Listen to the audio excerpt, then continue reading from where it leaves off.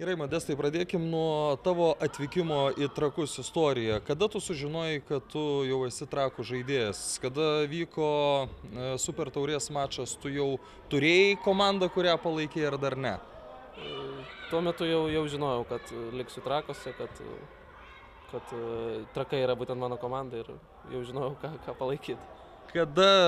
Kaip įvyko tas jūsų, sakykime, atvykimas? Kaip tu atvykai, kaip išgirdai, kaip sužinojai? Tiesiog dar prieš išvykstant į peržiūrą į kitą komandą lygos kvietė čia atvažiuoti pasitreniruoti, pabandyti, norėjo pamatyti treneris ir tiesiog nepavykus pasilikti komandai, kurioje buvau. Klaipėdoje. Taip, Klaipėdoje. Tiesiog grįžau čia į Vilnių ir kitą dieną sulaukiau skambučio, kad ateiti į treniruotę ir pradėti pasiruošimą sezoną su komanda ir kad mane stebės, žiūrės ir... Dabar, aišku, galim tik paspėliuoti, bet kaip įsivaizduoji tavo tobulėjimui? Trakai ir Atlantas, kur geriau? Be abejo, Trakai yra priimtinesnė futbolo žaidžianti komanda, bent jau man. Kad komanda visą laiką žaidžia su kamuoliu, tai yra man žymiai palankesnis futbolas. Praėjusią sezoną Šiauliai, šį sezoną Trakai. Toks karjeros šuolis nemažas?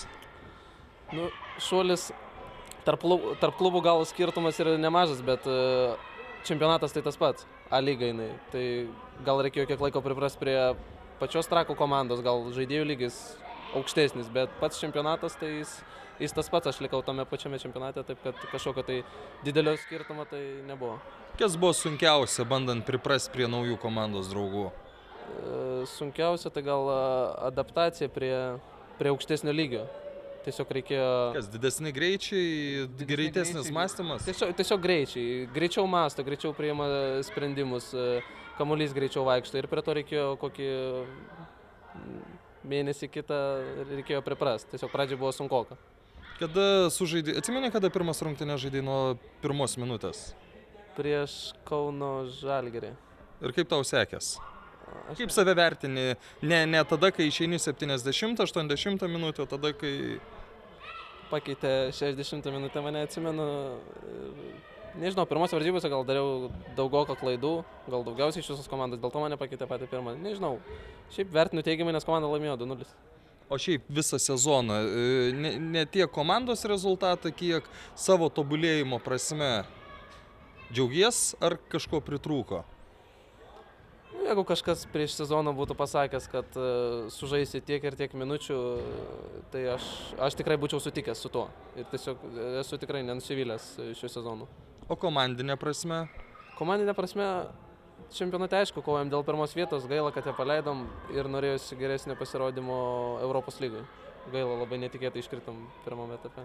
Ilgai apie tas rungtynes su Namekaliu galvojai? Aš kaip jaunas žaidėjas, gal mums jaunesniem visiems gal daugiau tai įstrigo, vyresni gal ne pirmas kartas jau toks, jie pripratę prie to, jie kaip labiau patyrė, tai jie greičiau tai pamiršta, bet mums jauniem tai buvo tikrai šokas didelis, mes apie tai ilgai galvojom.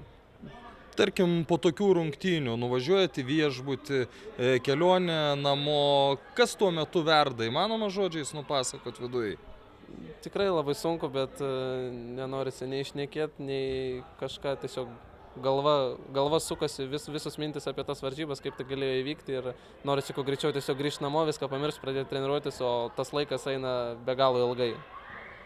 Bet pavyko kažkaip? Gal kiek pradžiai buvo sunku po Europos lygos įsivažiuoti į tą čempionatą, mes pralaimėjom varžybas prieš Stumbrą, man atrodo, 2-0 tada po Europos lygos, bet po to po truputį įsivažiavom ir su laiku, žinoma, pasimiršta viskas. Ar tokios rungtynės yra gera pamoka ateičiai? Be abejo, Europos lyga tai tarptautinis varžybas, bet kokiu atveju yra gera patirtis ir toks pralaimėjimas gal iš kitos pusės irgi, kaip jūs sakot, gera pamoka tikrai ateičiai. O kaip manai iš žaidėjo pusės, ko tada Taline pritrūko? Juk viskas buvo Trakų rankose. Kad ir daug laiko jau praėjo, bet į šitą klausimą atsakyti labai sunku, nes tiesiog tai nepaaiškinama, nes mes laiminėjom 1-0 ir... Bendrai 3-1. Bendrai 3-1, taip teisingai sakot. Ir mes per ratą praleidžiam 4 įvarčius, o ten praleidom per 20-25 minutės 4 įvarčius, tai tiesiog nepaaiškinama, tai buvo šokas. Sunku paaiškinti. Koks didžiausias pozityvas, jeigu taip reiktų atrinkti vieną, arba du dalykus iš viso šio sezono? Asmeninis ar komandinis? Ir toks, ir toks. Asmeninis, tai gal tai, kad aš nesitikėjau, gal kad tiek daug žaisiu ir pagrindai ir nuo pirmų minučių ir visas varžybas, tai toks būtų teigiamas dalykas, o komandinis, tai kad galbūt nepaleidom antros vietos, nors norėjusi kovoti dėl pirmos, bet nenukritom nei aukščiau, nepakilom nei aukščiau, nei nukritom žemiau, tai gal toks pusiau teigiamas, toks, nežinau. O žiūrint į jaunimo rinktinę, vis tiek turbūt visada peržiūrėdavai sąrašus, pagalvodavai, kodėl manęs nėra. Taip, sąrašą žiūrėdavau ir matydavau, iš kokių klubų yra kviečiami žaidėjai, bet matyt, rinktinės treneris futbolą mato kitaip negu treneriai, kurie dirbo Trakų komandai. Tiesiog jisai manęs nematė savo komandai ir O tiek. tau labai skaudu dėl to? Atvirai sakyk. Tiesą sakant, ne. Aš komandai norėjau žaisti atvirai, jeigu sakant, prie Armino Narbekovo. Buvau gavęs kvietimą prieš traumą. Tada norėjusi tikrai degiau noro žaisti, bet treneriui pasikeitus tiesiog buvo apmaudu, kad atrodo, kad aš netitinku rinktinės lygio. Tik dėl to, bet tikrai nedegiau noro žaisti toj rinktinėje. Sezono pabaiga. Dar žaidėjai, tu asmeniškai dar gyvenat sezonu, ar jau vis tiek viskas yra, iš esmės viskas padaryta? Kaip visi esam profesionalai, visi žiūrime tai atsakingai, ruošiamės, darom video peržiūras, analizuojam varžovus dar vis, nors ir jau viskas aišku, bet kažkaip gal kažkur giliai galvoj jau ruošiamės gal daugiau atostogom. Yra minčių jau apie kitą sezoną?